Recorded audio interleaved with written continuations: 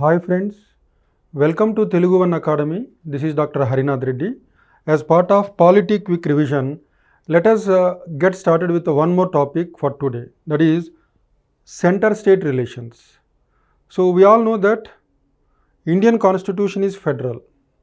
So what is the definition of federalism? If the executive powers and the legislative powers are divided between the center and the states, if such a division is present in any constitution, then that is called a federal constitution. So the basis for classifying a constitution as federal is the division of executive and legislative powers. So in the 7th schedule, under Article 246, the executive and the legislative powers are divided between the center and the states in the form of 3 lists. That's the reason why we say Indian Constitution is federal. Then in the center-state relations, we have 3 categories of center-state relations: center-state administrative relations, center-state legislative relations, center-state financial relations. Part 11 of the Indian Constitution deals with center-state legislative and administrative relations. Part 12, Chapter 1 and Chapter 2, they deal with the financial relations, center-state financial relations.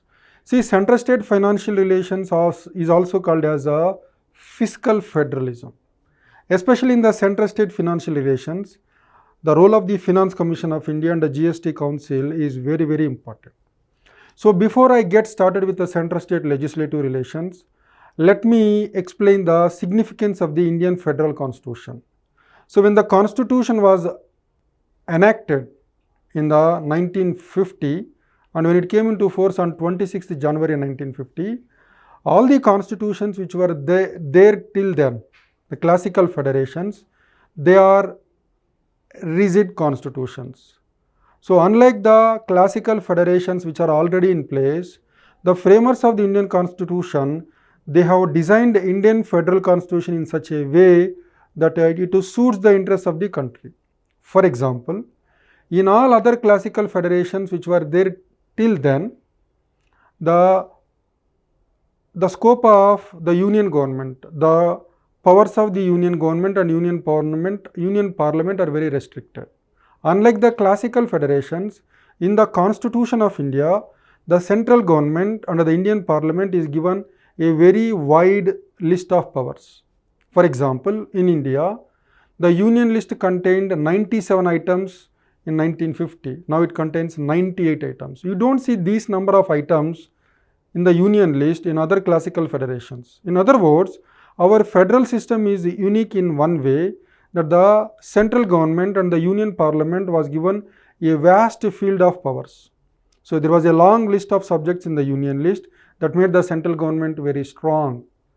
Do we really need a strong central government in India? Yes, we do need a very strong central government in India because of huge diversity of India, huge population, huge geographical size. To keep the country united, to protect the unity and integrity of India, we definitely need a strong central government, and that is already provided for. The next one, unlike in other classical federations, in the Indian Constitution, the Indian Parliament can make laws on the subjects in the state list not only during national emergency, not only during president rule, but even in normal times, national parliament can make laws on the subjects in the state list. This will serve a useful purpose of promoting national unity and protecting the unity and integrity of India. It's not only that. So there is a wider field of concurrent legislation. To achieve national uniformity in the entire country in certain matters wherever it is necessary, there was a separate list which is provided for under Article 246, that is the concurrent list. On all the subjects in the concurrent list, Parliament can make a law, state legislatures can make a law. So matters like marriage, divorce, maintenance, adoption, guardianship, then criminal and civil laws, in all these matters, both Parliament and state legislatures have a concurrent and joint power. This will try to bring in the required uniformity in the entire length and breadth of the country. That's again a distinctive feature of Indian federalism. So in a country with a federal constitution, one major problem which the classical federations have faced is lack of uniformity and diversity of laws throughout the country. This sometimes results in a kind of anarchy and confusion. So The framers of the Indian Constitution, to deal with the diversity of laws and to deal with unnecessary confusion, they provided for an integrated judiciary, one set of courts both for the center and the states, to ensure that the laws are administered in a better way without a lot of confusion. This is again a distinctive feature. Unlike in other classical federations, under the Indian Constitution, the framers of the Indian Constitution have provided for all India services. This is again a very distinctive feature of Indian federalism. In addition to the central services and the state services, there is also a provision for all India services. All India services are those services which are common to the center and the states. They play an important role in maintaining the standards of administration both at the union level and also at the state level, and they also help in protecting the unity and integrity of India. So these are the distinctive features of Indian federalism which were incorporated into the Indian Constitution, which otherwise we don't see in the classical federations. Then let's move to center-state relations. As I said, there are three categories of center-state relations: center-state legislative relations, administrative relations, and the financial relations.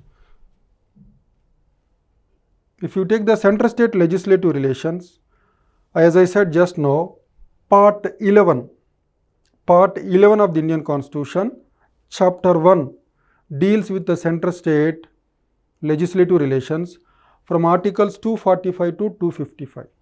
Then, this is one area in the center-state legislative relations. Territorial extent of central and state legislation, that we will discuss. The next one, the division of subjects. As I told you just now, in the union list, now we have 98 items. In the original Indian Constitution, there used to be 97 items, but now we have 98 items. So, subjects like defense, atomic energy, space, foreign affairs, all these they are the subjects in the union list. So, all these subjects which have got national importance, they are kept in the union list. So, with respect to all the 98 items in the union list, it is the Indian Parliament which is a supreme. The states cannot make laws with respect to the items in the union list. Then we have the second list. The union list is called a list 1. State list is called a list 2. In the state list, initially we had 66 items. But in 1976, through the 42nd Amendment to the Indian Constitution, 5 items were moved from the state list to concurrent list.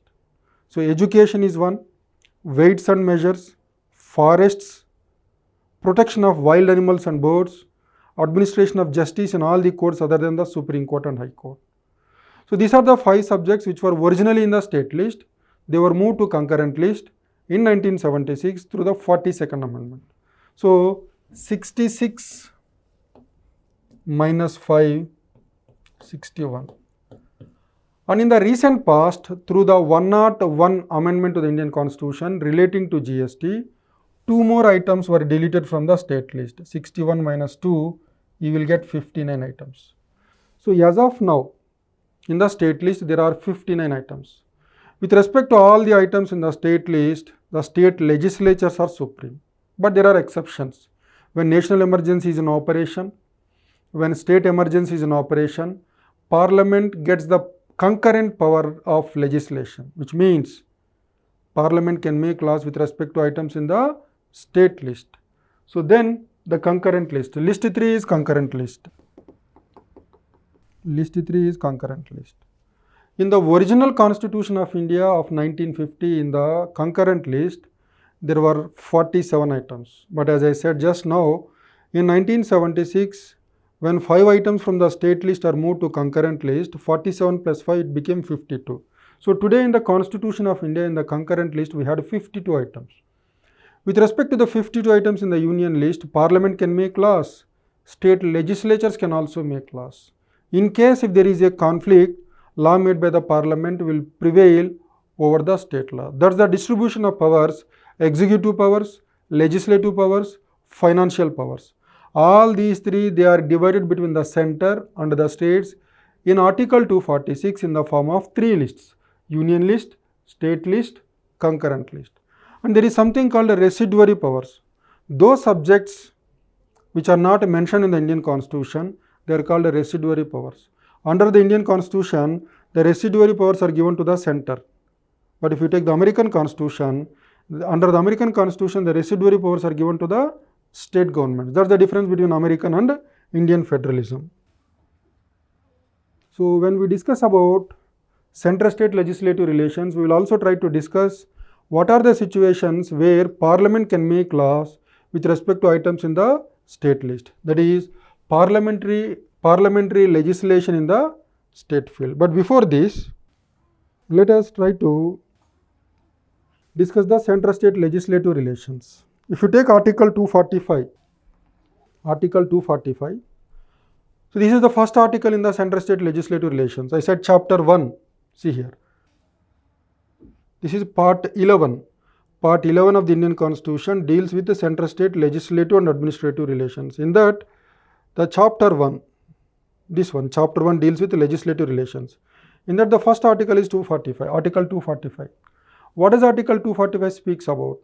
Article 245 speaks about the territorial extent of the central and the state laws. A law made by the Indian Parliament applies throughout the territory of India, or it can be made applicable to a particular territory of India. Similarly, a law made by the state legislature applies throughout the territory of that particular state or part of the territory of that particular state.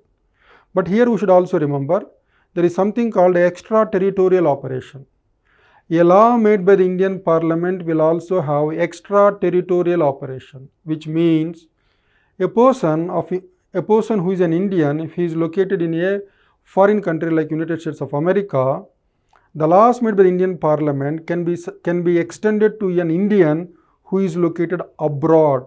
That is called extraterritorial operation. If there is an Indian who is staying in United States of America making income, then the income tax laws within India can be extended to the income of the Indian who is staying in United States of America. So laws made by Parliament will have extraterritorial operation.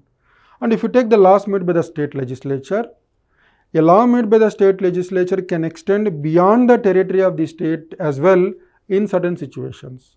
For example, if there is a criminal who committed a crime in one particular state, say like Telangana, but he is hiding in the state of Andhra Pradesh. In such a situation, the Telangana state police can go and arrest the person who is located in Andhra Pradesh. So these are the situations where a law made by the state legislature can extend beyond the territory of the state. So that's about Article 245. Then Article 246. Article 246 speaks about subject matter of laws. As I said, Parliament can make laws on all the items in the union list. State legislatures can make laws on all the items in the state list. Both the Parliament and the state legislatures can make laws with respect to items in the concurrent list. So what are the areas where the Parliament can make laws? What are the areas where the state legislature can make laws? That is dealt by Article 246. Then Article 247. See, Article 247 speaks about for better implementation of laws made by the Indian Parliament, additional codes can be set up. That's what Article 247 says. Power of Parliament to provide for the establishment of additional codes for the better administration of the laws made by the Parliament. So if there is, say, a criminal law made by the Indian Parliament, so for example, we have this narcotics. On narcotics, if there is a law made by the Indian Parliament, for better implementing the laws on narcotics, the Parliament can set up additional codes for securing the better implementation of such laws. So that's what Article 247 speaks about. Then Article 248. Article 248 speaks about the residuary powers. Article 248 speaks about residuary powers. So I just told you what are residuary powers.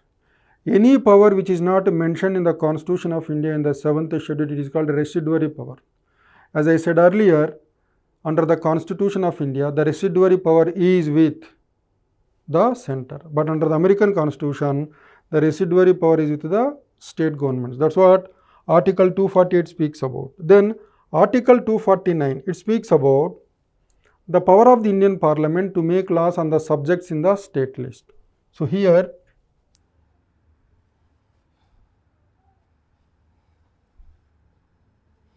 Article 249. See, Article 249 says, in national interest, which means for protecting the interests of the nation, Parliament can make a law on a subject in the state list. I will give you a hypothetical example. We all know that India is a victim of terrorism. Very recently, there was a terror attack in the Union Territory of Jammu and Kashmir. So, law and order is a subject in the state list. So, if there is breakdown of law and order, the state government has the authority to deal with that. The center cannot intervene on its own. We all know that when there is a terror attack in any particular state, that will break down law and order.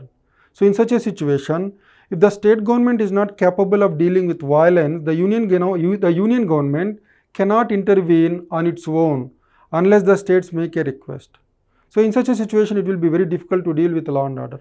So, in all such situations, Parliament can make a law on a subject in the state list in national interest. For protecting the interests of the nation, Parliament can make a law on a subject in the state list. But here there is a condition. The condition is Rajya Sabha shall agree. So, Rajya Sabha, why Rajya Sabha shall agree? Rajya Sabha, it represents the interests of the states. Rajya Sabha, it is the upper house of the Indian Parliament. It is in the Rajya Sabha where all the states are represented. So, Rajya Sabha is the voice of the states. So, Rajya Sabha agreeing means the states are agreeing. So, if Rajya Sabha passes a resolution by 2/3 of the members present and voting that it is necessary for the Parliament to make a law on a subject in the state list in national interest, then the Parliament can do so. So, here the condition is if Rajya Sabha agrees, then the Parliament can make a law on a subject in the state list in national interest. That's what Article 249 speaks about. The next one is Article 250. Article 250. So, Article 250 it speaks about national emergency. When national emergency is in operation, under Article 352, I said the President can declare national emergency on the ground of war, external aggression, armed rebellion on the written advice of the Cabinet headed by Prime Minister. So, once a national emergency comes into operation, Parliament can make laws with respect to all the items in the state list. I told you, once national emergency is declared, the Constitution of India, which is federal, becomes unitary. So, in such a situation, Parliament can make laws with respect to all the items in the state list. That's what Article 250 speaks about. So, Article 249, Article 250 over. The next one is Article 251. What does Article 251 speaks about?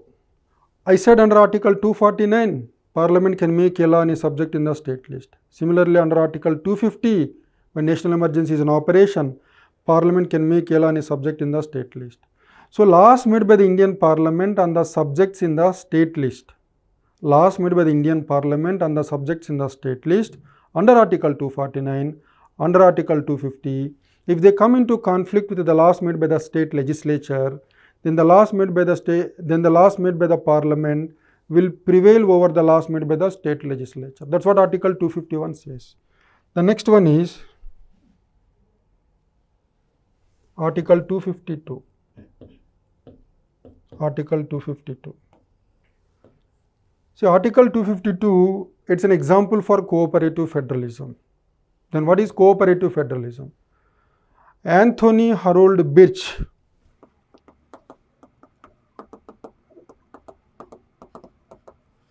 one of the political thinkers, has defined cooperative federalism as mutual interdependence between the central and the state governments.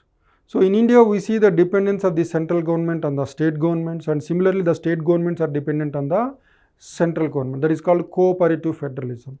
Article 252 is an example for cooperative federalism. How?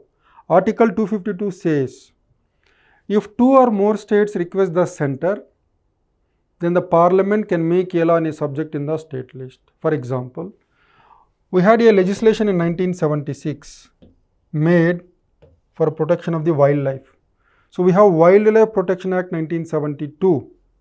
Wildlife Protection Act 1972. So before this law was made by Parliament, in India, in several states, there are different laws. And the punishment under the laws in different states is different. So that has created a problem in properly conserving and protecting the wildlife. So in such a situation, when the states have requested the center, the Parliament has come up with one legislation for the entire country for protecting the wildlife. That is called Wildlife Protection Act 1972. So Article 252 says, if two or more states request the center, then the Parliament can make a law on a subject in the state list. Here, it is only with the consent of the states, Parliament can make a law on a subject in the state list. That's why it is an example for cooperative federalism. When the states ask for it, then the Parliament will do it. Then the central government will do it. That is Article 252. The next one, Article 253. Article 253, it speaks about for implementing an international agreement.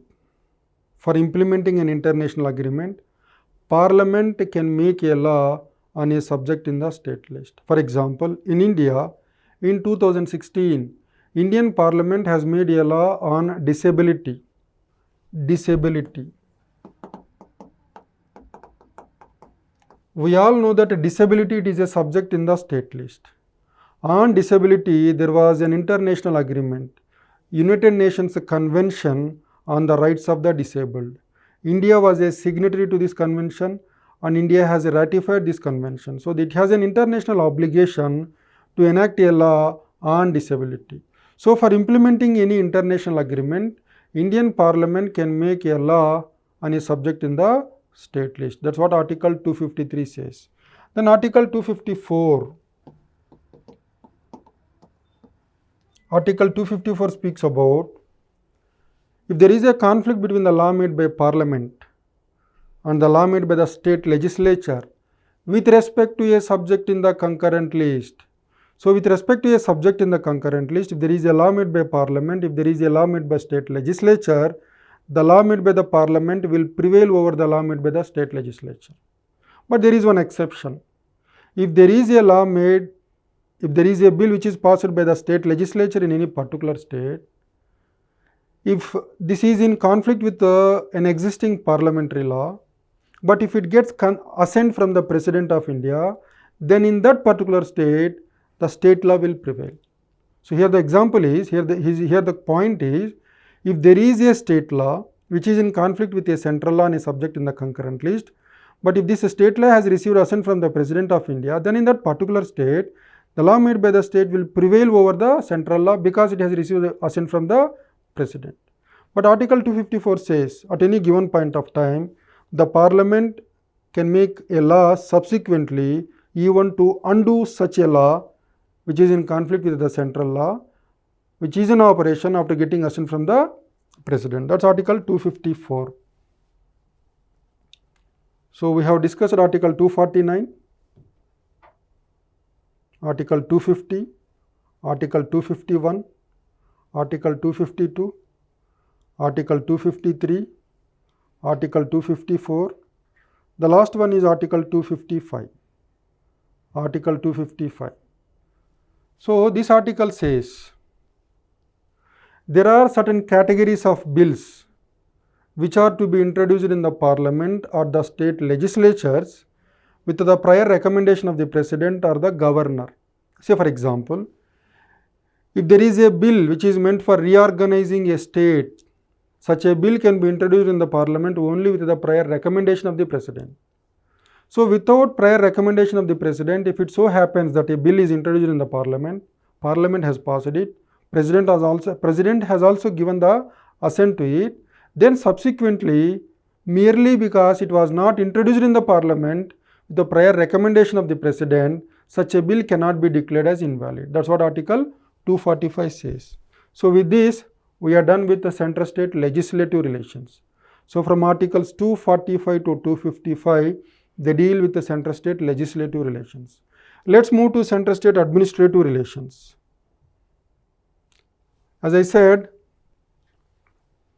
Part 11, Chapter 2 deals with the center-state administrative relations from articles 256 to 263. If you take article 256,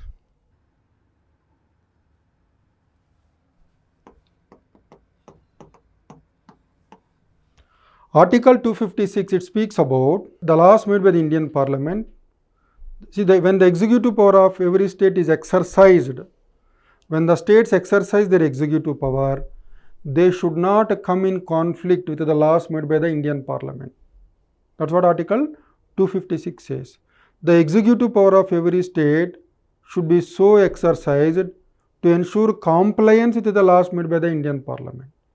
Article 256 also says that the union government can give directions to the states. So that is Article 256. Article 256 says, what do you mean by executive power? What do you mean by executive power? So executive power of the state, it refers to the power of the state government to frame policies, schemes, programs and the subjects in the state list.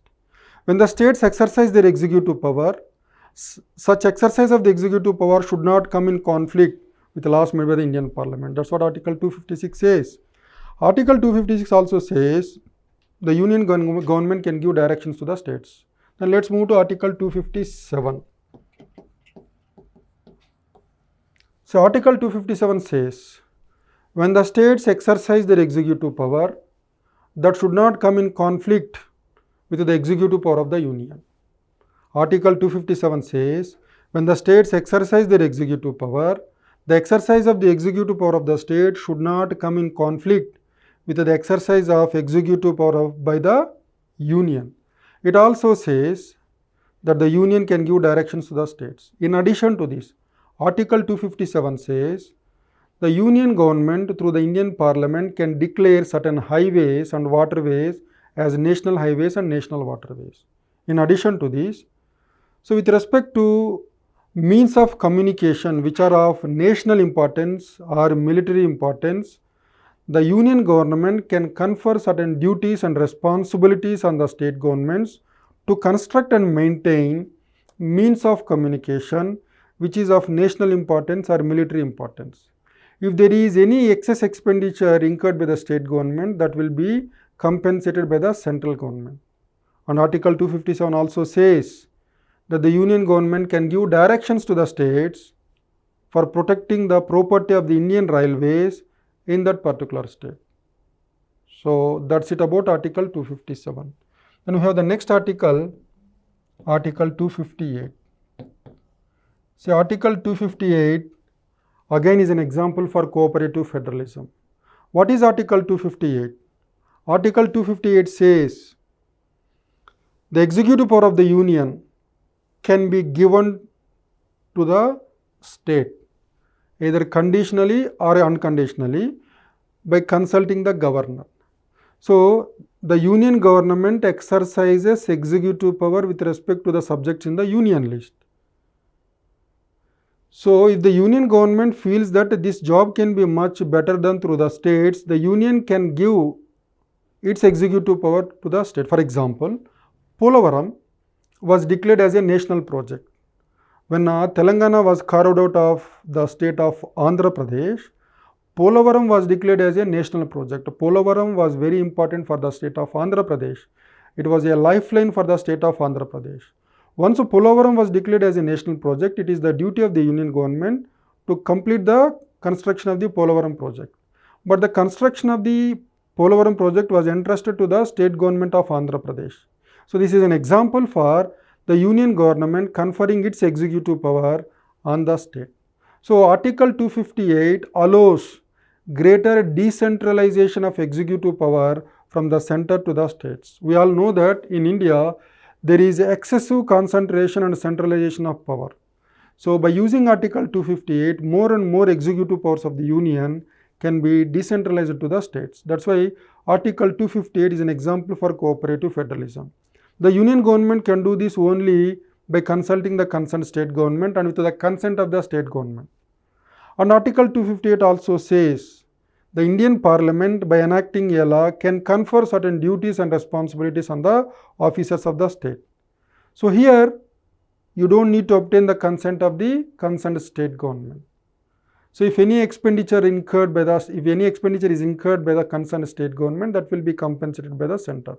That's about Article 258. The next one is Article 258A. So this article was not there originally in the Indian Constitution. It was inserted through the 7th Constitutional Amendment Act of 1956. So Article 258A says the executive power of the state can be conferred on the union by consulting the President of India. So with the consent of the union government, the executive power of the state can be conferred on the union. So Article 258 and Article 258A, they provide for mutual delegation of powers. So that's why both Article 258 and Article 258A, they are examples for cooperative federalism. Then let's see the other articles. We are done with 256, 257, 258, 258 we have done, 258 also we have done, 258A. We don't have Article 259. Then let us discuss Article 260. So this article speaks about Government of India by entering into an agreement with the government of a territory which is not part of India can extend its executive, legislative and judicial powers with respect to that particular territory. For example, if there is an island in the Indian Ocean belonging to the United Kingdom, Government of India by entering into an agreement with the Government of United Kingdom can administer that island through Government of India. Government of India can extend its executive powers, legislative powers and judicial powers to that particular island, but this needs an agreement with the United Kingdom, in the given example. So that's about Article 260. Then the next article is Article 261.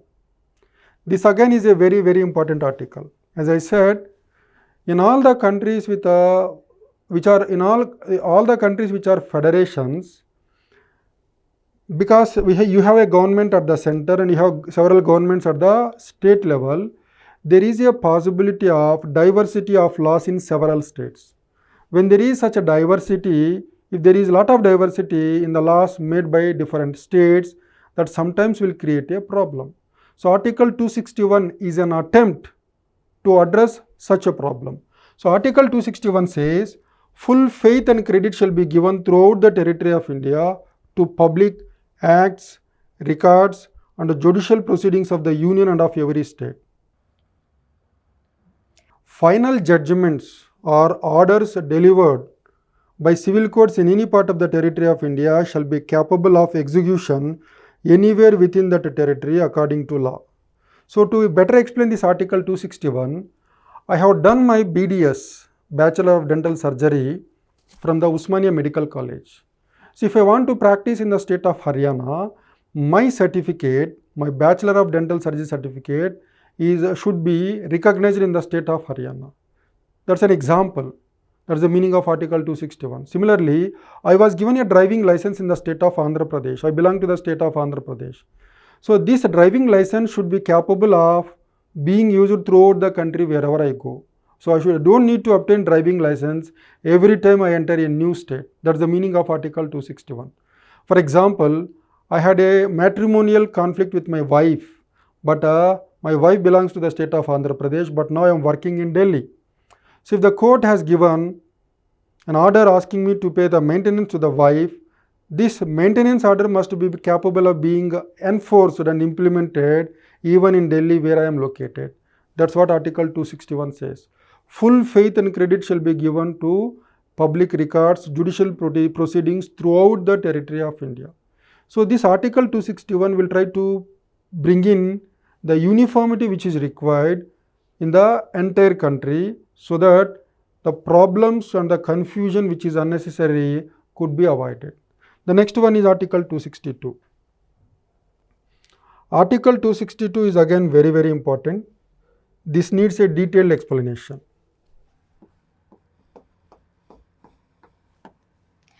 So what is Article 262? Article 262 speaks about resolving interstate river water disputes. Then what is an interstate river? A river which flows through more than one state, it is called an interstate river. Krishna, Godavari, Ganga, Brahmaputra. So if there is any dispute between two or more states with respect to waters of an interstate river, how that dispute has to be resolved, that was laid down in Article 262. If you take the American Constitution has provided for a judicial solution to interstate river water disputes. Then what do you mean by judicial solution? Judicial solution means the matter will be taken before the American Supreme Court. So in America, the interstate river water disputes are decided by the American Supreme Court. But in India, we have excluded the jurisdiction of the Supreme Court. Instead, we have provided for tribunals. So Article 262 says Parliament may by law provide for adjudication of interstate river water disputes. If there is an interstate river water dispute, Parliament can provide a solution for that by enacting a legislation. In 1956, Indian Parliament has made Interstate River Water Disputes Act 1956. Under this law, if there is an interstate river water dispute, the concerned states will do political negotiations. If political negotiations fail, the union government, on the request of the state governments, can establish a tribunal which is called the Interstate River Water Disputes Tribunal. And Article 262 very clearly says the Supreme Court and other courts in this country are not allowed to entertain interstate river water disputes. Even the Interstate River Water Disputes Act 1956 also does not allow the jurisdiction of the Supreme Court, because the framers of the Indian Constitution in their wisdom felt that if Parliament is given the power to provide a solution for river water disputes, the disputes may be resolved much more quickly. So we did not want to rely on the courts in this country to solve the river water disputes, because we felt that it may take very long time. That's the reason why this power was given to the Indian Parliament. And that's why we say that a political solution. In India, the power to resolve interstate river water disputes was given to the Parliament. So it is a political solution. But we had one article in the Constitution of India, Article 136. Article 136 deals with a special leave petition. So if there is any dispute pending anywhere in the country, the matter can be taken before the Supreme Court with the permission of the Supreme Court. That's why in India, interstate river water disputes which are decided by the tribunals, they are taken before the Supreme Court under Article 136 by filing special leave petition. That's what Article 262 deals with. The next one is Article 263. Article 263. See, Article 263 is again an example for cooperative federalism. Article 263, it provides for the establishment of a body called Interstate Council. So, Interstate Council is a constitutional authority which acts as a common platform for the center and the states to resolve the issues which are of common concern. And though Article 263 provides for the establishment of Interstate Council, such a council was created only in 1990 on the recommendations of the Sarkaria Commission. So, Interstate Council is the common platform for resolving the issues which are of common concern between the center and the states. So, that's it about administrative relations, center-state administrative relations from Articles 256 to 263. So, this we have already discussed. So, parliamentary legislations in the state field. I said Article 250. When national emergency is in operation, Parliament can make a law on a subject in the state list. Again, I told about Article 252. On the request of the states, Parliament can make a law on a subject in the state list. Article 253. For implementing an international agreement, Parliament can make a law on a subject in the state list. Article 249. In national interest, Parliament can make a law on a subject in the state list. We have 4 articles: 250, 252, 253, 249. Then center's control over state legislation. So this I have already discussed. Article 200, Article 201. So recently we had an important judgment. Governor of Tamil Nadu versus Government of Tamil Nadu. So Article 200 says, if there is a bill which is passed by the state legislature which affects the powers of the High Court, then such a bill can be reserved by the governor for the consideration of the president. It's not only that. If there is a bill which is passed by the state legislature which is against the Constitution of India, which is opposite to the directive principles of state policy, which is against the larger interests of the country, then in such a situation, such a bill can be reserved by the governor for the consideration of the president. That's what Article 200 says. So this is an example for control of the center over the state legislation. And Article 201 says, a bill passed by the state legislature which goes before the president has the following consequences. The president can say yes to the bill, the president can say no to the bill, the president can send it back to the state legislature for its reconsideration. If it is sent back to the state legislature for its reconsideration, the state has to reconsider and send it back to the president through the governor within 6 months. And recently the Supreme Court said, a bill which is passed by the state legislature after reconsideration, if it goes to the president must give his assent within a month. That's it about center's control over state legislation. Similarly, this we have discussed administrative relations, center-state financial relations. As I said earlier, Part 12 of the Indian Constitution deals with center-state financial relations. Within this, Chapter 1 and Chapter 2. Chapter 1 and Chapter 2, they deal with the center-state financial relations from Articles 264 to Articles 293. And remember, in the center-state relations, it is the center-state financial relations which is very important, and it is also more difficult to comprehend.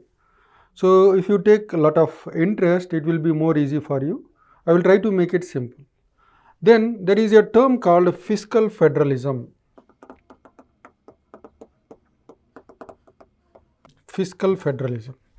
So center-state financial relations is also known by the simple term fiscal federalism.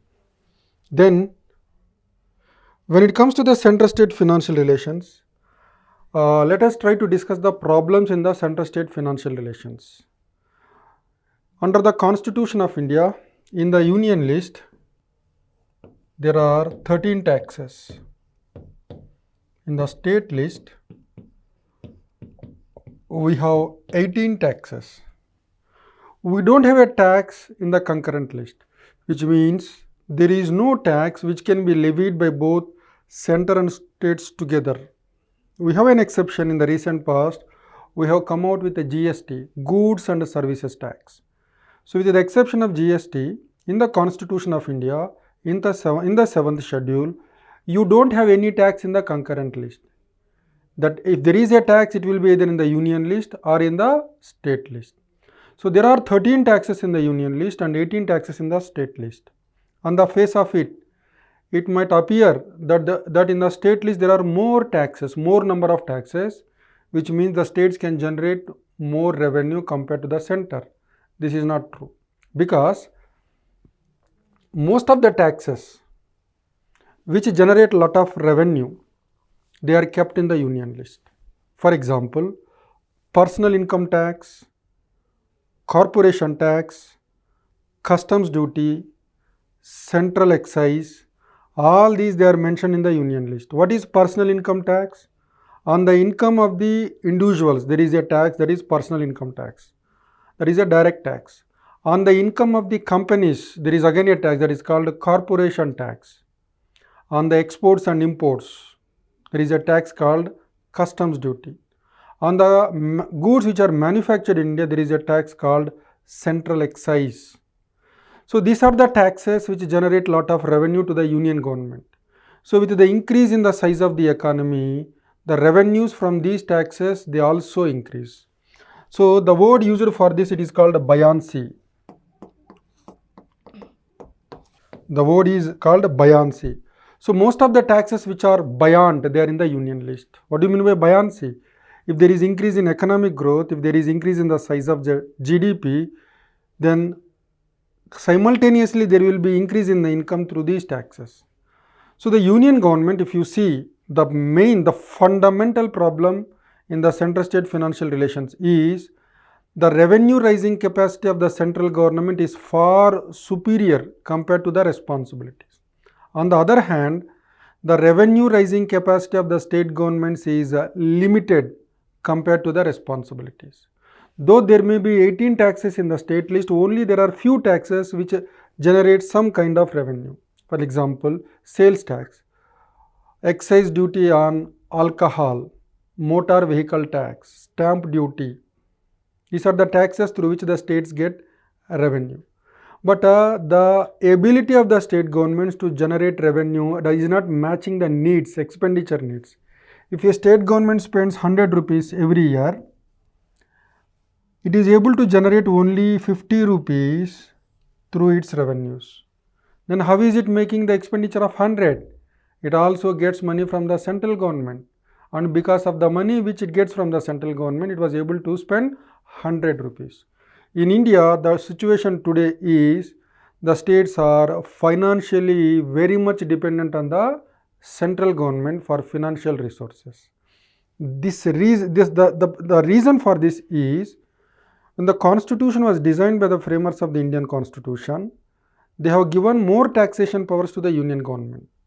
They knew very well that in India there are a lot of regional disparities. So there is no uniformity in the development throughout the country. Certain regions have remained very backward, and certain regions have become developed.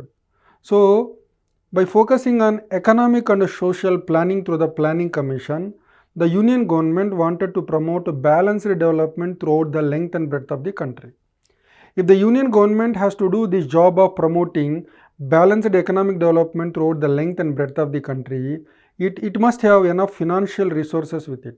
That's the reason why the framers of the Indian Constitution have given more taxation powers to the union government compared to the state government. But remember, these problems in the center-state relations, they are called vertical imbalances. Vertical imbalances, and also they are also known by the other name, horizontal imbalances. Horizontal imbalances. Then what are vertical imbalances? What are horizontal imbalances? So in India, we have three levels of government: union government, state government, local government. If you take the union government, the revenue raising capacity of the union government is much more than its developmental needs. So the union government has got a surplus money with it. If you compare the state government with the union government, the revenue raising capacity of the state government is limited, but the developmental responsibilities are more. Same is the case with the local governments. The revenue raising capacity of the local governments is very limited, but it has got a lot of developmental responsibilities. So these imbalances, they are called vertical imbalances. So in India, in the center-state financial relations, we see these vertical imbalances. In addition to that, we also have the problem of horizontal imbalances. Then what is a horizontal imbalance? In India, we have 28 states. In India, all the 28 states are not at the same level of socio-economic development. Some states are relatively more developed, some states have remained very backward. For example, if you take the states in South India, the states in Western India, like Gujarat, Maharashtra, then Telangana, Andhra Pradesh, Tamil Nadu, Kerala, they are relatively more developed. But if you take the states in Central India, North India, Eastern India, Northeast India, they have remained backward. So the differences in terms of socio-economic development among the states in India, that is called horizontal imbalances. So to address these vertical imbalances and horizontal imbalances, the framers of the Indian Constitution have provided a solution. What is that solution? It is the Finance Commission of India. Finance Commission of India. So Article 280 deals with the Finance Commission of India. So the framers of the Indian Constitution, they are aware that the state governments are financially not strong and they are dependent on the center.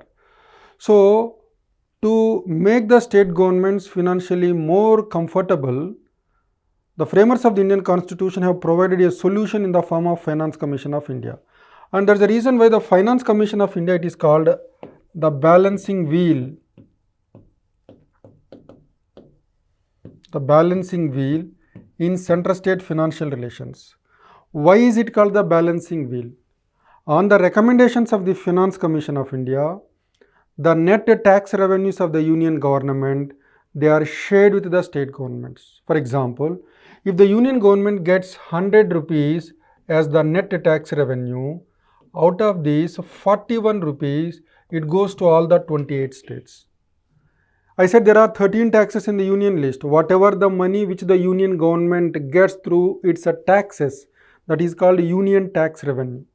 So from the union tax revenue, the total gross tax revenue of the union government, you have to take away the cess and surcharge and also the cost of collecting these taxes. You will get the net tax revenue, which means, see the formula here, gross tax revenue minus cess and surcharge minus cost of collecting the taxes. Cost of collecting the taxes. Cost of collecting the taxes. This will give you net tax revenue. Net tax revenue. So net tax revenue is equal to gross tax revenue minus cesses and surcharges minus cost of collecting the taxes. Then what is a cess? Cess is a tax on tax which is levied for a specific purpose. If you want to improve the healthcare infrastructure in India, there is a health cess. If you want to improve agriculture in this country, there is agriculture cess. So a cess is a tax on tax, and the revenue which the union government gets through cess, it goes completely to the union government. The states don't have a share. That's why from the gross tax revenue we need to take away cess. In addition to that, there is one more item called a surcharge. Surcharge is again a tax on tax, but this is not for a specific purpose and it can be used for any purpose. So the revenue which the union government gets through cess and surcharge, this is not shared with the state governments. It is completely for the union government. That's why from the gross tax revenue, we need to take away the cess and surcharge. In addition to that, for collecting the taxes, the union government also incurs certain expenditure. So the cost of collecting the taxes must also be deducted. This will give you net tax revenue. Net tax revenue. So in the net tax revenue, on the recommendations of the Finance Commission of India, 41% is given to all the 28 states. For distributing this 41% among the 28 states, we have a criteria that I will explain later. But if you remember, in the beginning, not all the taxes of the union government are shared with states. For example, we have personal income tax, central excise duty. In that, a share is given to the states. So the revenue which the union government gets through personal income tax, in that states have a share. The revenue which the union government gets through central excise duty, the union government gives a share to the states. But corporation tax and then customs duty, in that states do not have a share. Initially, the revenues which the union government gets through corporation tax and customs duty, that is not shared with the states. But subsequently, on the recommendations of the 10th Finance Commission, 10th Finance Commission was headed by K.C. Pant. On the recommendations of the 10th Finance Commission, the union government has brought an amendment called 80th Amendment. So this 80th Amendment of the Indian Constitution has come up with something called alternate scheme of devolution. Alternate scheme of devolution. I will explain what is this alternate scheme of devolution.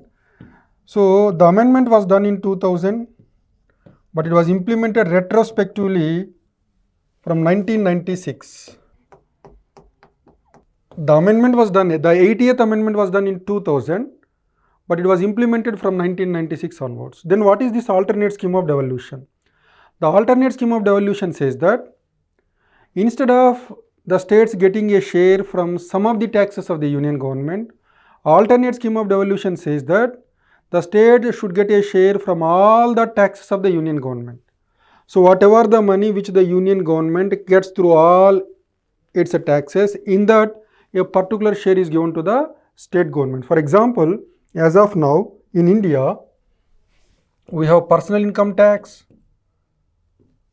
corporation tax, central excise, customs duty, central GST, the share of the center in the IGST. In all these taxes, the states have a share. So whatever the union government gets from its tax revenues in the form of net tax revenue, in that total money, a particular share is given to the states. This is called alternate scheme of devolution. For example, if you take the 10th Finance Commission, it has recommended 29%.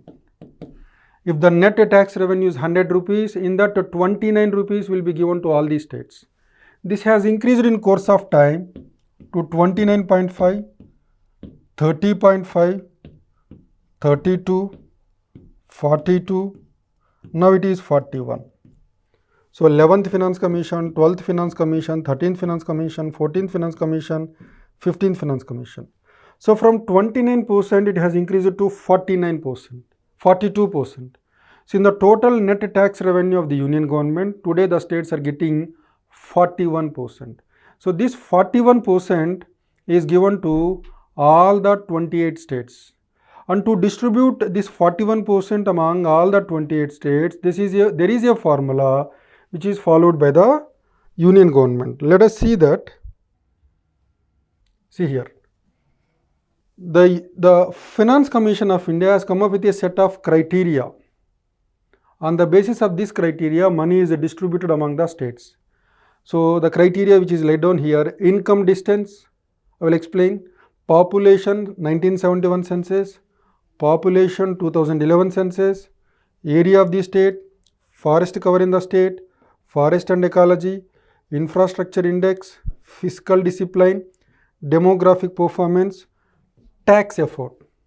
So here if you take income distance means if the per capita income of a particular state is very low, for example, take the states like Bihar. Bihar is one of the poorest states in this country. If the per capita income of the state is very low, this state will tend to get more money, which means if a state is more poor, it will get more support from the central government. So if you take the weightage given to income distance, under the 11th Finance Commission, income distance had a weightage of 62.5. So under the 12th, 50%, 47.5, 50, 45. So this is one criteria on the basis of which money is distributed among the states. Income distance means if the state is more poor, it will get more money. The next one is population. 1971 census population. So if the population of a state is more, it will tend to get more money. For example, if you take the 1971 population census, 11th Finance Commission has given a weightage of 10%. 12th Finance Commission has given a weightage of 25%. 13th Finance Commission 25%. 14th Finance Commission 17.5. But 15th Finance Commission 0. When the 15th Finance Commission, headed by N.K. Singh, when it has given money to the states, the 1971 census population was not given any weightage. It has given weightage only to the 2011 census. So then the next criteria was population census of 2011. Remember, 2011 census population was given weightage only by the 14th and 15th Finance Commissions. 14th Finance Commission has given a weightage of 10 percentage points, but 15th Finance Commission has given a percentage of 15 percentage points. And the next one is area. If the area of a particular state is more, it will tend to get more money. So area was given a weightage of 7.5 by the 11th, 10 by the 12th and 13th Finance Commission, 15 percentage weightage by the 14th Finance Commission and also the 15th Finance Commission. Then forest cover. In a state, if the forest cover is more, then the state will get more money. So forest cover was given weightage only by the 14th Finance Commission.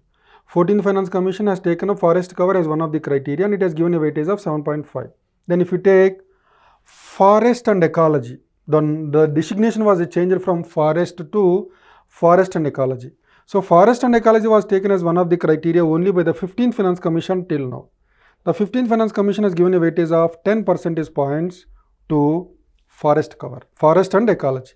The next one is infrastructure index. In a state, if infrastructure is more developed, then the state will tend to get more money.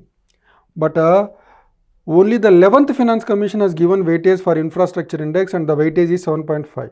All the subsequent Finance Commissions, 12th, 13th, 14th and 15th, they have not given any weightage to the infrastructure index. The next one is fiscal discipline. Fiscal discipline means the states spend money more efficiently without wastage, that is called fiscal discipline. So fiscal discipline is one of the criteria which was taken up by 11th, 12th and 13th.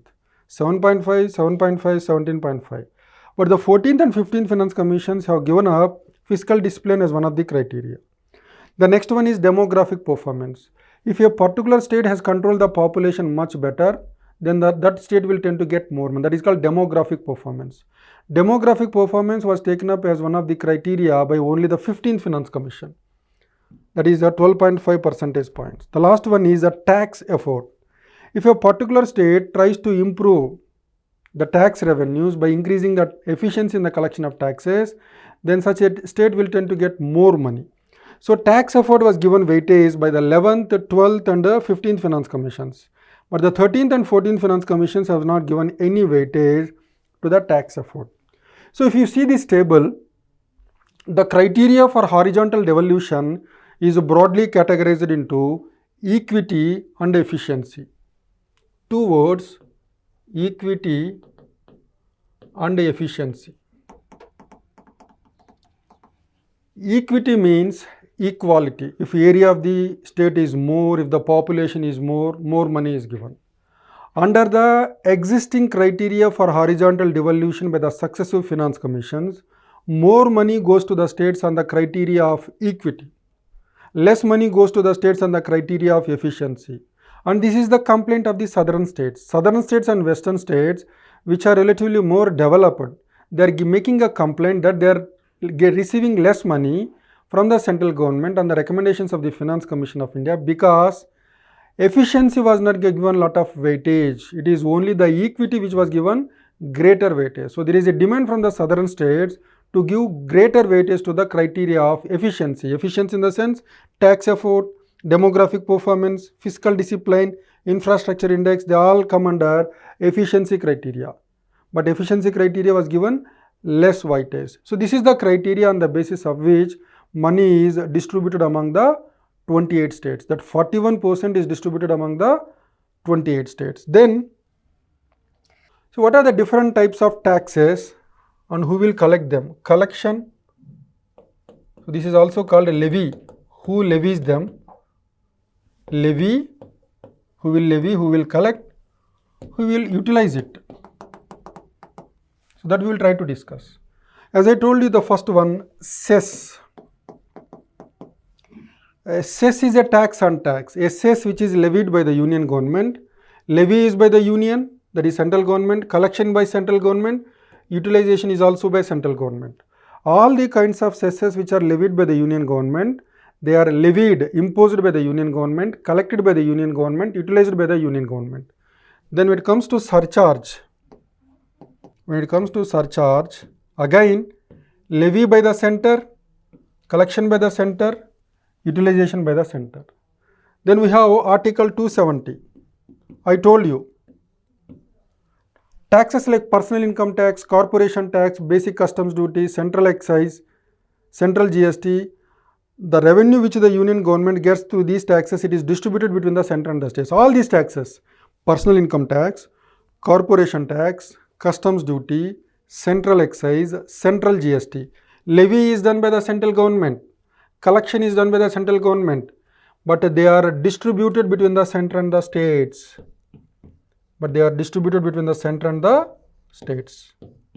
Then again we have taxes on the sale of goods in the course of interstate trade and commerce. Taxes on the consignment of goods which takes place in the course of interstate trade and commerce.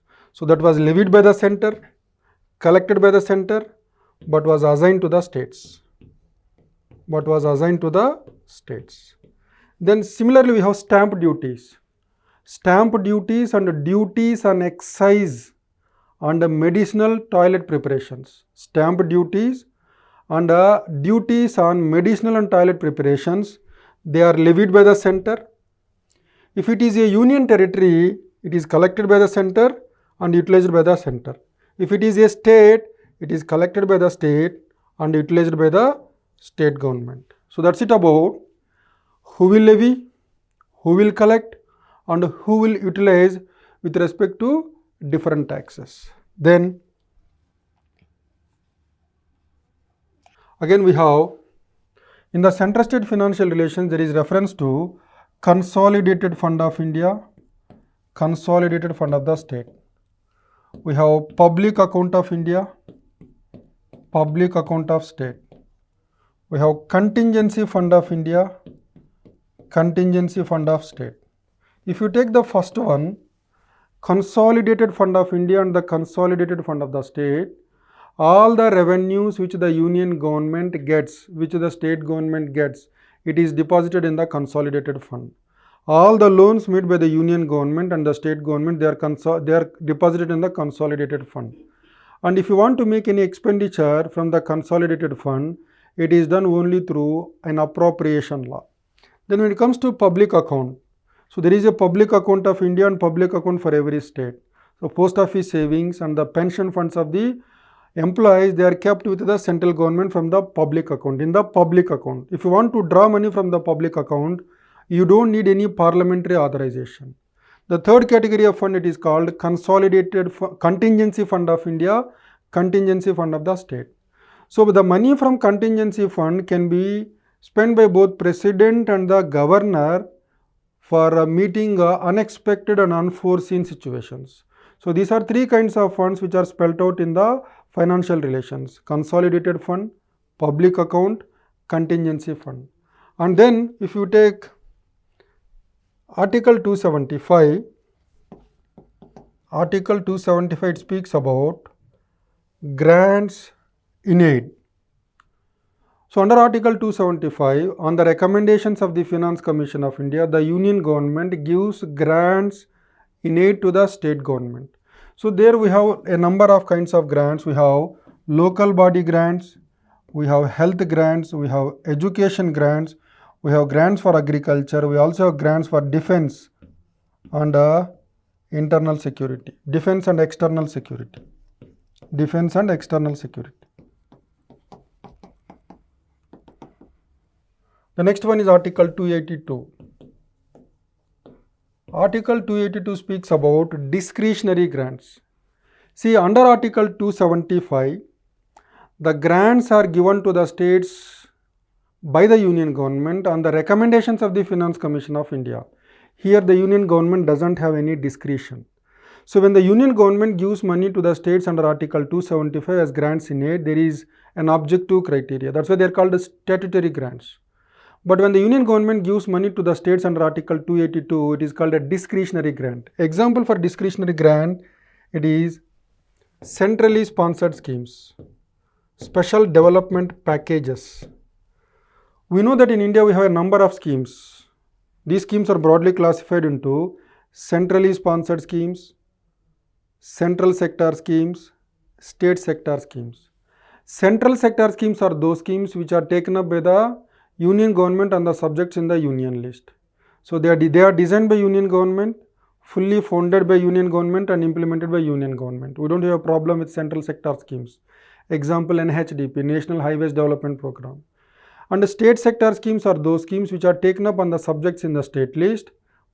They are designed by the state government, fully funded by the state government and implemented by the state government. Here again we don't have any problem. For example, we have in the state of Andhra Pradesh, earlier we had Ammavadi, we have Raju Aragyashri, etc. And the third category is centrally sponsored schemes. Centrally sponsored schemes are those schemes which are taken up on the subjects in the state list as well as in the concurrent list. They are designed by Union government, implemented by the states. Funding is provided by both center and the states. So the money which is given by the central government to the states for centrally sponsored schemes, that is called a discretionary transfer, because how much money the union gives to particular state, it is not decided by Finance Commission of India. It is on the discretion of the union government. Money is given to the states. There is no transparent and objective criteria, and as a result, the states had several complaints. One more example for discretionary transfers under Article 282 is special developmental packages. For example, for Bundelkhand, for the state of Andhra Pradesh, special developmental packages were given. That also comes under discretionary transfers. In India, more money reaches to the states from the union government in the form of discretionary transfers, where we had a problem, because when the money reaches from the center to the states in the form of discretionary transfer, there is no transparent and objective criteria. So there is every possibility of the union government showing discrimination toward the states. More than 3/4 money from the union to the states reaches to the goes through the discretionary transfers. Only 1/4 of the money reaches the states under the grants in aid under Article 275. So this is one more area where the states have complained over the central government. So that's about Article 280, Article 275, Article 282, the role of the Finance Commission. The next one is,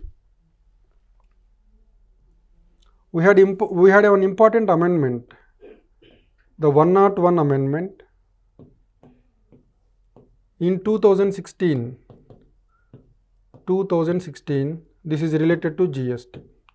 So GST is again in center-state financial relations. In center-state financial relations, GST is again very, very important. Goods and services tax. So GST, it is an indirect tax reform. So this reform was brought in 2016 through the 101 amendment to the Indian Constitution. If you see the important changes which were done by this amendment, from the Constitution of India, Article 268A, it was omitted, it was taken away. Article 268A dealt with the service tax. Now service tax became part of GST, that's why this article was deleted. In addition to this, 101 amendment provided for 3 new articles. Article 246A, Article 269A, Article 279A. If you take Article 246A, Article 246A says, Parliament and state legislatures can levy GST on goods and services. So the one which is levied by Parliament is called a central GST. The one which is levied by the state legislature, it is called a state GST. In India, we have dual GST. So in GST, there are 2 rates, one by the center, one by the state. And Article 269A says, so GST which is levied on goods and services in the course of interstate trade and commerce. There is one kind of GST which is levied on goods and services in the course of interstate trade and commerce, that is called integrated GST, IGST. So integrated GST is levied by the union government, collected by the union government, and it is a share between the center and the states. That's what Article 269A says. The next one is Article 279A. Article 279A speaks about establishment of a new constitutional authority which is called GST Council, Goods and Services Tax Council. So with respect to GST, all the decisions are made by the GST Council. GST Council is a constitutional authority. In the GST Council, the center is represented and all the states are represented. So in the GST Council, the center and the states together exercise their supreme political power. That's the reason why we say GST Council is an example for pooled or shared sovereignty. Earlier, before 101 amendment, with respect to indirect taxes in the union list, Parliament is supreme. With respect to indirect taxes in the state list, the states are supreme. Now after the GST has come into operation, this power was entrusted to the GST Council. In the GST Council, center is represented and all the states are represented. In the GST Council, the center and the states together exercise their sovereignty. That's why it is called pooled sovereignty or shared sovereignty. So GST Council is again an example, a beautiful example for cooperative federalism in the financial sphere. Then if you take about GST Council, the strength of GST Council, 28 plus 2 plus 3. So the total strength of the GST Council is 33. We have the Union Finance Minister is the chairman of GST Council. A Minister of State in the Ministry of Finance is also one of the member of the GST Council. In addition to that, from all the 28 states, there are 28 members in the GST Council, and in India there are 3 union territories with legislative assemblies. So we have Delhi, Jammu and Kashmir and Puducherry who have got a legislative assembly. So from these 3 legislative assemblies in the UTs, there is one representative from the governments in the 3 union territories. The total strength of GST Council is 33. And then Article 279A says, in the GST Council, when the decisions are made, the quorum is 1/2, which means 33/2, which means when the decisions are, if the GST Council has to meet and to take a decision, the minimum strength which is required is 17. So the quorum for the meetings of the GST Council is 1/2 of the total strength. In addition to this, Article 279A also says, in the GST Council, the central government is given a weightage of 1/3 of the votes. And all the states, including the union territories with the legislative assembly, they have the 2/3 weightage of votes, which means central government will have 33% weightage of votes, and the states and UTs with the legislative assembly will have the remaining 67% of weightage of the votes. Any decision in the GST Council shall be made by 3/4 weightage of the members present and voting.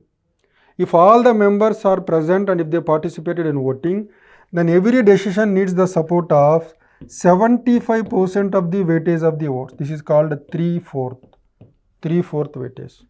So this is how it is laid down in the GST Council. The working of the GST Council is to be expected to follow on these lines. So, and again, if the other changes, if you see, entry 92 and 92C, these 2 entries were deleted from the union list. So in the union list we have earlier 100 items. With the deletion of 2 items from the union list, we have 98 items now in the union list. In the union list we have 98 items.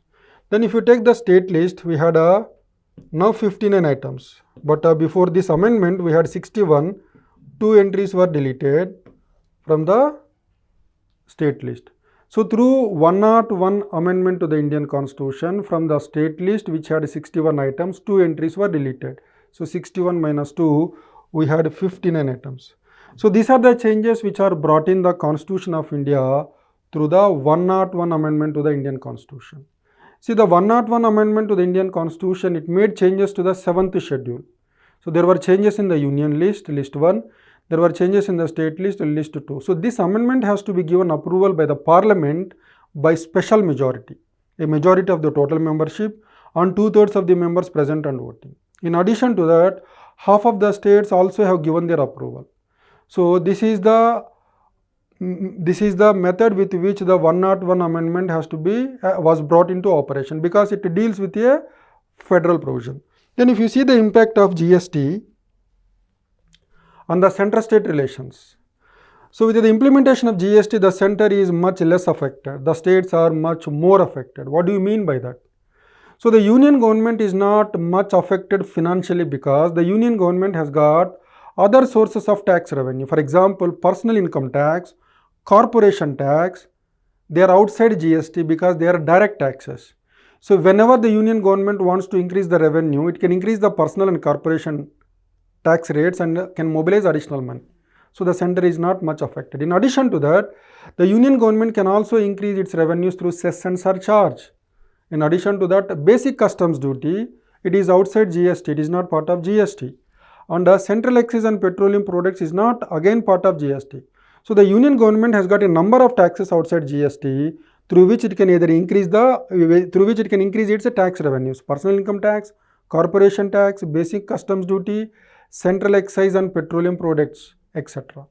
So that's why the central government is much less affected. If you take the state governments are much more affected because the revenue raising capacity of the state governments was very limited. So with respect to most of the indirect taxes, now this power went to the GST Council. So if the states want to increase their revenues through the indirect taxes, now they have lost this power. So The states have suffered in terms of financial autonomy. Now let us discuss what are the taxes which are subsumed in the GST from the union government. So what are the central taxes which are subsumed, which became part of GST? See, central excise duty on all products other than petroleum products became part of GST. See, the excise duty, what is excise duty? Excise duty, it is a tax on manufacturing. So petroleum products, through excise duty on petroleum products, the union government gets a lot of revenue. That's why excise duty on petroleum products was kept outside GST. So excise duty, that is manufacturing tax on all products other than petroleum products, became part of GST. Then additional excise duty. There is additional excise duty on special goods of importance, additional excise duty on medicinal and toilet preparations, additional excise duty on textile products, they all became part of GST. In addition to that, as I said, one is excise duty on all products other than petroleum products became part of GST. Then excise duty on medicinal and toilet preparations became part of GST. Additional excise duty on special goods became part of GST.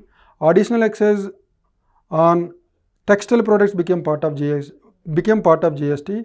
In addition to that, all the cesses and surcharges which are levied on the goods and services, they again became part of GST. In addition to that, additional customs duty also became part of GST. So these are the taxes from the central government which became part of GST. The next one is, what are the taxes from the state list which became part of GST?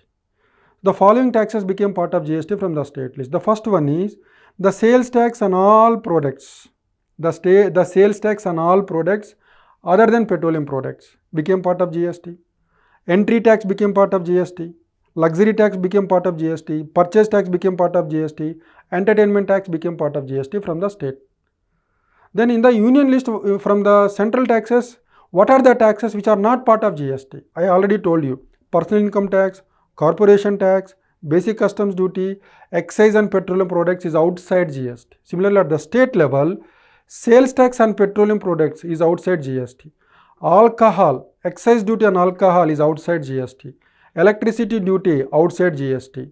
Stamp duty outside GST. Motor vehicle tax outside GST. Property tax outside GST. So these are the taxes from the union and the state list which became part of GST. So the indirect taxes which became part of GST I have explained, and also I explained the taxes which are outside GST from the union and also the taxes which are outside GST from the state. Then what is the impact of GST on the Indian economy? So GST being a consumption based tax, it is levied in the states where the final consumption takes place. So because of GST, because of creation of unified market at the national level, the cost of goods and services has come down. If the cost of goods and services comes down, the demand for goods and services will increase. This leads to more production of goods and services. It will create more jobs. It will increase the size of economy, and it will increase the revenue raising capacity of the central and the state governments. So there was a positive impact on the Indian economy because of implementation of GST. Of course, there are problems. So that's it about all the things with respect to GST. Then we need to discuss about, we have done center-state legislative relations, center-state administrative relations, center-state financial relations.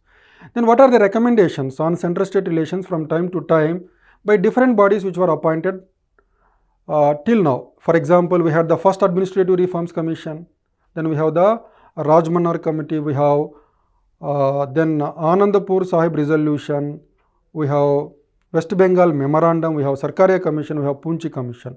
So what are the recommendations of these commissions? We will try to look into that. So Rajmanar Committee. And even before Rajmanar Committee, we should discuss First Administrative Reforms Commission. The First Administrative Reforms Commission was appointed in 1966. Morarji Desai was the chairman of the commission in the beginning. So it was a 6-member commission. Later on, Hanumantaya became the chairman of the First Administrative Reforms Commission. So the First Administrative Reforms Commission has appointed a study team on center-state relations.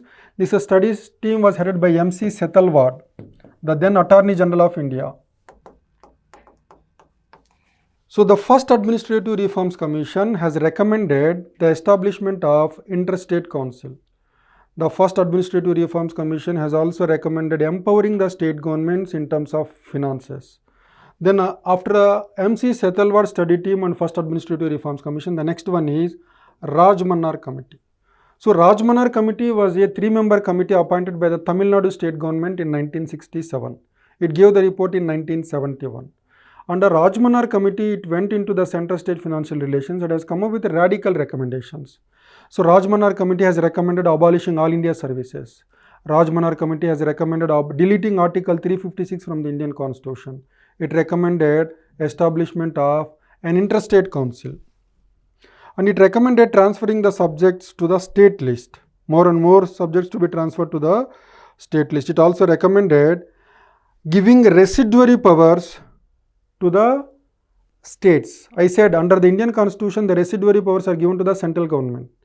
But Rajmannar Committee recommended giving residuary powers to the states like in American Constitution. So that's it about the recommendations of Rajmannar Committee. The next one is Anandpur Sahib resolution. This resolution was made at a place called Anandpur in the state of Punjab. So in this, the major demands are giving more powers to the state government, giving more religious autonomy and identity, limiting the central authorities to certain limited areas. I said in the union list we had 98 items.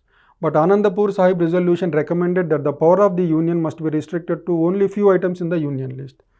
Then it has recommended for greater autonomy of the states, and it wanted the constitution to be truly federal in the sense the state must be more powerful. It also recommended abolition of all India services, deleting Article 356, establishment of an interstate council. The next one is West Bengal Memorandum. So here again, the West Bengal Memorandum is a memorandum which the Communist Party of Bengal has come up with for advocating for greater autonomy to the states. Here it has recommended replacing the word union with federal in the constitution. Article 1, that is in the part 1 of the Indian Constitution, Article 1 says India, that is Bharat, shall be a union of states. So this West Bengal Memorandum has recommended replace the word union with federal. It also recommended deleting Articles 356, 357 and 360 from the Constitution of India. It recommended abolishing all India services because it is through all India services the union government exercises control over the state governments. So in addition to this, it also has recommended giving 75% of the revenue of the union government to the state governments. It wanted equal powers to the Rajya Sabha along with the Lok Sabha. So that's about the recommendations of West Bengal Memorandum. The next one is Sarkaria Commission. So Sarkaria Commission was again an important commission which was appointed on central-state relations by Mrs. Indira Gandhi government. So it was appointed in 1983. It gave the report in 1987. So the chairman of this commission was R.S. Sarkaria. So it was called the Sarkaria Commission. Sarkaria Commission has given many useful recommendations. For example, Sarkaria Commission has recommended the establishment of interstate council, and this was finally done in 1990. An interstate council under Article 263 was created under Article 263 in 1990. In addition to this, Sarkaria Commission said, with respect to the subjects in the concurrent list, when the Parliament makes laws, it should consult the state government before making laws, because all the laws made by the Indian Parliament on the subjects in the concurrent list are implemented through the state governments. So if the state governments are involved in implementing the central laws on the subjects in the concurrent list, it is better to consult the states before the laws are made, because we can secure better cooperation of the states in implementing the central laws. In addition to this, Sarkaria Commission also recommended the residuary powers other than taxation must be put in the concurrent list. But residuary powers related to taxation must be given to the center only. And earlier we had the practice of appointing commissions to inquire into the corruption of the chief ministers. Sarkaria Commission said such committees of inquiry can be appointed only with the permission of the Parliament. And then these are some of the important recommendations made by the Sarkaria Commission on center-state relations. The next one is Poonchi Commission. So when it comes to Poonchi Commission on center-state relations, Poonchi Commission has again made a number of recommendations which were useful. For example, with respect to governor, Poonchi Commission recommended to provide for impeachment of the governor through the state legislature. So once the governor is given the security of tenure, all the controversies related to the institution of governor will come down. In addition to this, under Article 201, a bill which is reserved by the governor for the consideration of the president must be decided by the president within 6 months. That's what the Poonchi Commission has recommended. In addition to this, the treaty making powers of the union government must be regulated by parliament by making a law on entry 14. This is one recommendation. Then the laws made by the Indian Parliament under Article 252 with the consent of the states should be only for a definite time period. And then Poonchi Commission also recommended under Article 257, the union government must be empowered to give directions to protect not only the railways but also the major atomic power stations and space stations and also vital infrastructure in the country. When it comes to the center-state financial relations, the Madan Mohan Poonchi Commission has recommended that the discretionary transfers which go to the states from the center must be greatly reduced, and the transfers to the states through Article 275 must be increased. This is one important recommendation. Poonchi Commission has also recommended the money which the union government mobilizes through cesses and surcharges must be gradually reduced, because in this the states don't have a share. Then more money must be given, more fiscal transfers must be made to the backward states to focus on infrastructure. I just told you the laws made by the Indian Parliament and the subjects in the concurrent list are implemented through the states. This will put a financial burden on the state governments. So this financial burden should be compensated by the central government. This is one more important recommendation. We had an important legislation, FRBM, Fiscal Responsibility Budget Management Act, under which the public debt of the state, the fiscal deficit of the state is defined how much it has to be reduced. So keeping in mind the disparities in the socio-economic development of several states, Poonchi Commission has recommended state-specific FRBM limits. Then when it comes to the major minerals, the royalty rate is fixed by the union government. It is collected and used by the state governments. There is a long delay in revising the royalty rates and major minerals by the union government. So Poonchi Commission said the union government must revise the royalty and the major minerals every 3 years. If there is any delay in revising the royalty rates and if the states lose revenue, then the union government should compensate that. Poonchi Commission also has recommended that the Finance Commission of India, which is a temporary body, shall be made a permanent body with the members changing every 5 years. It also said that as of now, the states are not involved in finalizing the terms of reference of the Finance Commission. So Madan Mohan Poonchi Commission said that there shall be greater involvement of states in finalizing the terms of reference of the Finance Commission. So the practice of the center passing on the money directly to the implementing agencies must also be stopped. So these are the important recommendations of the Poonchi Commission on center-state financial relations. So with this, we have covered the topic of center-state relations at a greater depth. Center-state legislative relations, center-state administrative relations, center-state financial relations. What are the constitutional provisions? What are the recommendations of Rajmanar Committee, Sarkaria Commission, First Administrative Reforms Commission and Poonchi Commission. So thank you. That's it in this video. We will come up with yet another topic under a polity quick revision in the next class. Thank you and all the best.